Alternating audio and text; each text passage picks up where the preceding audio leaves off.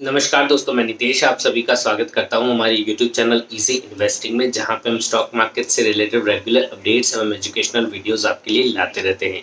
आज के वीडियो में हम टाटा पावर्स को लेकर बात करने वाले हैं, जो कि टाटा सन्स की एक कंपनी है।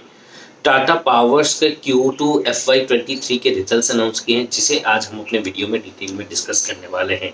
कंपनी के रेवेन्यू को लेकर देखें तो ईयर ऑन ईयर बेसिस पे कंपनी के रेवेन्यू में लगभग 43% की ग्रोथ में देखने को मिल रही है, जहां पिछले साल के Q2 यानी कि सितंबर मंथ के अंत तक जो कंपनी के रेवेन्यू थे वो 9,810 करोड़ रुपए थे, वो इस बार बढ़ के 14,031 करोड़ रुपए हो चुके हैं और ये ईयर ऑन ईयर बेसिस पे 43% की ग्रोथ है।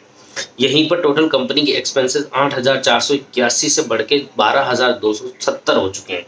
यहाँ पर 45% की ग्रोथ देखी गई है हमें, यानी कि एक्सपेंसेस की ग्रोथ रेवेन्यू ग्रोथ से ज़्यादा हुई है। और मैं हमेशा कहता हूँ कि जब भी एक्सपेंसेस की ग्रोथ रेवेन्यू ग्रोथ से ज़्यादा होती है तो कंपनी के ऑपरेटिंग प्रॉफिट्स में गिरावट आती है, जो कि काफ़ी अच्छी बात नहीं है। मैं हमेशा ऐसी कंपनीज को ज़्यादा प्रेफर करता हूँ जहाँ पर ऑपरेटिंग प्रॉफिट मार्जिन्स कंटिन्यूसली बढ़ते रहे या एक एटलीस्ट कांस्टेंट वे से रहे।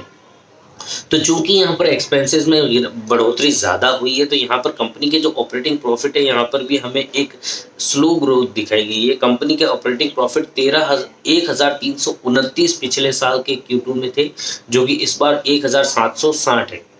माना कि ये बड़े हैं, लेकिन यहाँ पर जो ग्रोथ है 32% की है, जबकि रेवेन्यू के अंदर जो ग्रोथ है वो 43% की यहाँ पर हमें देखने को मिल रही है। उसका क्लियर रीजन है एक्सपेंसेस ज़्यादा हुए हैं कंपनी के। ऑपरेटिंग प्रॉफिट मार्जिन में इसी वजह से हमें गिरावट देखने को मिल रही है। पिछले साल के Q2 में ऑपरेटिंग प्रॉफिट मार्जिन 14% के आसपास थे, जबकि इस साल के Q2 के अंदर जो ऑपरेटिंग प्रॉफिट मार्जिन है वो 13% के आसपास हमें देखने को मिल रहे हैं। कंपनी के प्रॉफिट बिफोर टैक्सेस की हम बात करें तो ये 638 से बढ़ के इस क्वार्टर के अंदर 1,373 हो चुके हैं, 73 करोड़ हो चुके हैं, और ये पिछले साल से मैं कंपेयर कर रहा हूँ। और यहाँ पर हमें काफ़ी अच्छी ग्रोथ देखने को मिल रही है, 115% की ग्रोथ। उसका रीज़न ये है कि कंपनी को अदर इनकम्स भी काफ़ी अच्छी हुई है। इसके बाद में प्रॉफिट आफ्टर टैक्सेस की बात करें तो यहाँ पर भी एक अच्छी ग्रोथ में देखने को मिल रही है। पिछले साल के Q2 में यह 506 करोड़ रुपए थे, जो कि इस बार 935 करोड़ हो गए, जो कि लगभग 85% की ग्रोथ है। सो जो बॉटम लाइन है वो काफ़ी अच्छी तरीके से कंपनी का ग्रो हुआ है, लेकिन यहाँ पर ऑपरेटिंग प्रॉफिट्स के अंदर हमें गिरावट देखने को मिल रही है। सो अगर ऑल इन ऑल अगर हम इस रिजल्ट को देखें तो ये काफ़ी अच्छे रिजल्ट्स हैं। एक बस ऑपरेटिंग प्रॉफिट मार्जिन को थोड़ा सा अगर यहाँ पर हमें गिरावट देखने को मिल रही है, उसका रीज़न क्लियर है। बट हमें ये भी समझना है कि इन दिनों जो इतने जियोपॉलिटिकल इश्यूज चल रहे हैं, उस वजह से जो फ्यूल की कॉस्टिंग है वगैरह बढ़ रही है, तो उस वजह से इन कंपनीज़ के जो भी इलेक्ट्रिसिटी से रिलेटेड जितनी भी कंपनीज़ हैं, पावर जनरेशन की कंपनीज हैं, उनमें एक्सपेंसेस बढ़ने लाजमी हैं।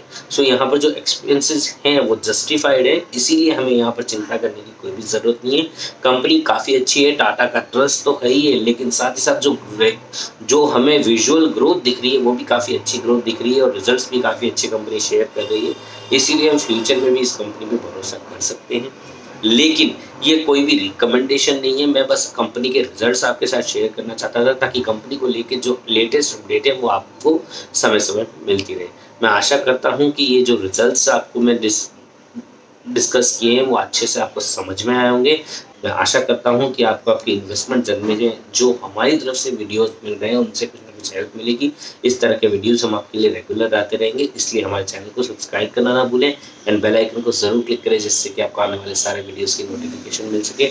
मैं फिर मिलूँगा आपको एक नए वीडियो में एक नए टॉपिक के साथ। तब तक के लिए अपना ध्यान रखें, सुरक्षित रहें। धन्यवाद।